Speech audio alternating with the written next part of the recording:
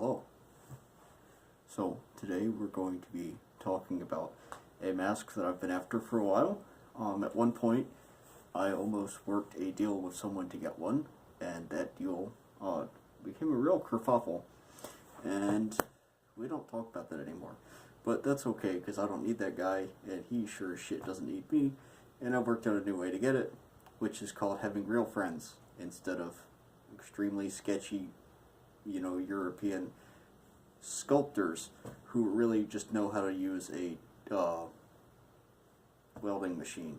I mean, dude, fuck, I can weld. I'm not great at it, but it doesn't matter if you're not trying to achieve a technical fit. If you're just slapping shit together, yeah, whatever. I mean, if you can sell that, that's great. You're still a piece of shit. So, to that end, and moving on from that, because I could do a good, decent segment on that, but there'd probably be social repercussions. Today I'm actually going to talk about this, which is a Covers Nod and Shake smoke mask. It's really a fairly basic thing. I'm pretty sure I've done a video on Covers wet sponge respirators, or as they call them, HS Covers automatic respirators in the past. Automatic because it has an automatic exhale valve, and this is basically a rarer version of that. I also have the knockoff orange one that I believe I did a video on earlier. That actually did come from the aforementioned not friend. I don't think he knew it was going to me, but now I have it, so he can suck a cock. But yeah, so anyway, try not to make this too personally political, but it's a fairly simple mask, really.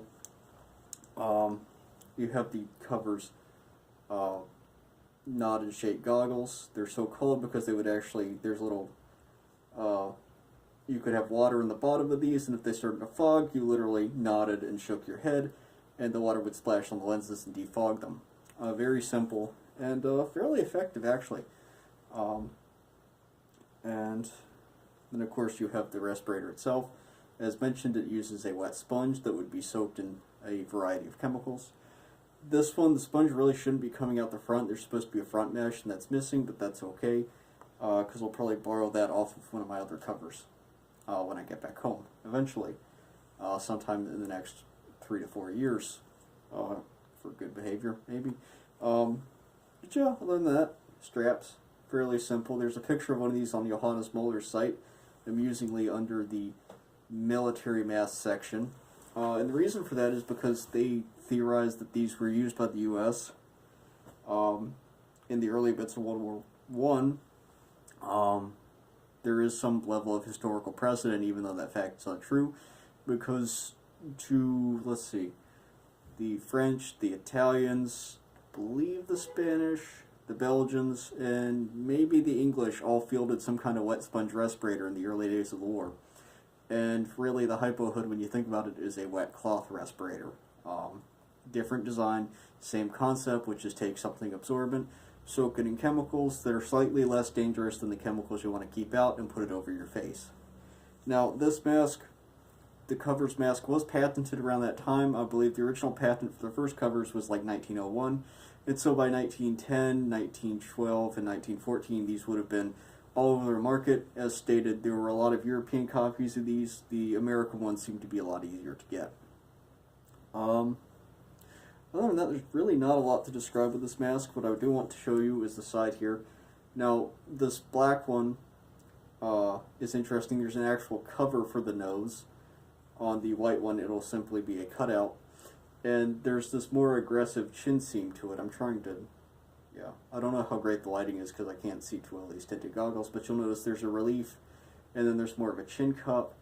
For the standard white one, it's just flat across the back with no cutout, so it's actually a completely different mold, and this one's honestly made a lot better, and really, as far as the setup goes, it works pretty well. It sits on your face all right.